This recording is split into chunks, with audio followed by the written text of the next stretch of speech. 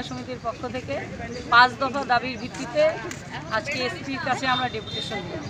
5 দফা দাবির মধ্যে আমরা সকলেই দেখেছে, সারা রাজ্য এমনকি সারা দেশের মানুষ দেখেছে সোশ্যাল মিডিয়ায় চোপড়ায় একজন মহিলাকে তৃণমূলের এক দুষ্কৃতী কঞ্চি দিয়ে সমস্ত শালীনতার সীমাকে অতিক্রম করে পেটাচ্ছে, চুলের মুঠি ধরে তাকে দাঁড় করানো হচ্ছে, আবার ফেলে দেওয়া হচ্ছে, আবার মারা হচ্ছে, লাথিও মারা হচ্ছে।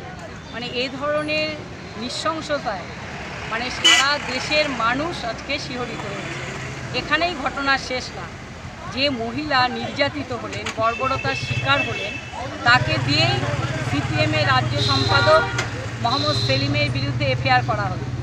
একই ঘটনা আমরা দেখলাম ফুলবাড়িতে, সেখানে সালিশি সভার নাম করে পঞ্চায়েত গুন্ডাদের দ্বারা পরিচালিত সেই সালিশি সভায় মহিলাকে বেধড়ক মারা হলো। সেই মহিলা লজ্জায় এবং অপমানে আত্মহত্যা করতে বাধ্য হল। আমরা একই ঘটনা দেখলাম মাথা ভাঙ্গার ক্ষেত্রে, এবং সারা রাজ্য জুড়ে প্রতিদিন এই মধ্যযুগীয় বর্বরতার শিকার হচ্ছে মহিলারা।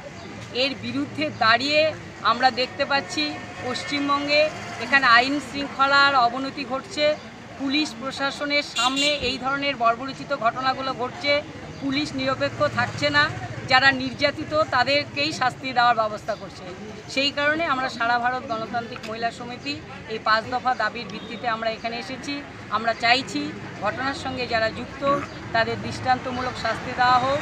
ফুলবাড়ির ঘটনায় যারা এখনও ধরা পড়েনি, যে সমস্ত অভিযুক্ত, তাদেরকে ধরার আমরা দাবি জানিয়েছি, এবং নারীদের, সমস্ত রকমের নারীদের সুরক্ষা যাতে দেওয়া হয়, পুলিশি সক্রিয়তা যাতে বাড়ানো হয়।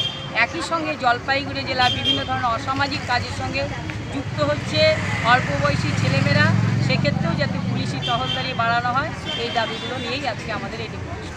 আপনার নাম? আমার নাম রীনা সরকার।